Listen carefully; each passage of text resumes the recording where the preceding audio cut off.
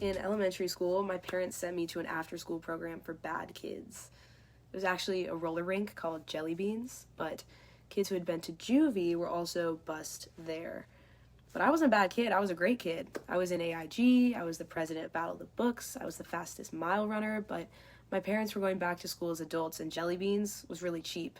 But I didn't get that. I felt punished. I was embarrassed that my 5-person family shared one bathroom and ashamed that my dinner most nights was a $3 plate of chicken nuggets from the roller rink. But Jelly Beans actually ended up being great, and the kids I was scared of became my friends.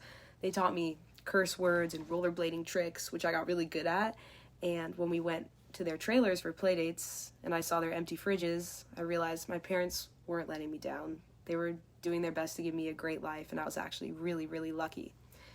And that early lesson made me confident with people. I never really had a hard time finding friends. I would find the genuine ones and keep them close.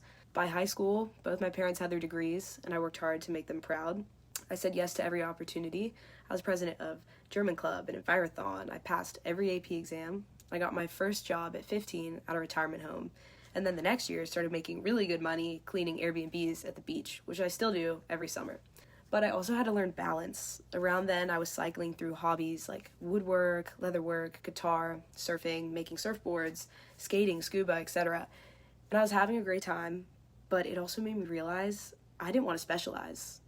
What I loved was the process of learning something new, getting better, and then moving on to the next challenge.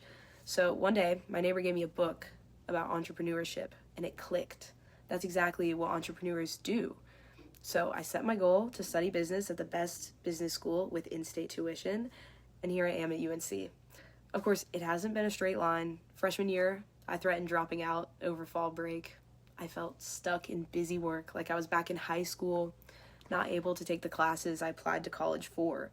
But instead of leaving, I doubled down. In my intro to business class, I earned a spot as a teaching assistant, and thanks to a registration glitch, I landed in a track entrepreneurship course as the only freshman. I loved that class, and it showed, which led to being a Schuford TA, jobs with startups, and now building digital sales funnels with the same professor who was kind enough to let me take that Schuford track course in the first place. And that's where I am today. I'm very fulfilled. I'm surrounded by great people. I'm excited about the future and happy. So yeah, in elementary school, my parents sent me to an after-school program for bad kids, and it turns out that's exactly where I needed to be. It's where I learned compassion, the value of hard work, and to show up and try to have a good time in any situation. After graduation, I plan on starting a digital business and moving to Aguadilla or Rincon, or like Hobo's Beach in Puerto Rico. My friends have a house there, and we lived there for a few weeks senior year, and I fell in love with it. Like, it's the best place ever. In an ideal world, I'll have enough money saved for a down payment, and then I could get roommates and house hack so I can own property there before it grows too quickly and mortgages become crazy. I want to keep working with startups, though, and building things that matter. Living close to the water, it's just the right mix of adventure and meaningful work for me right now.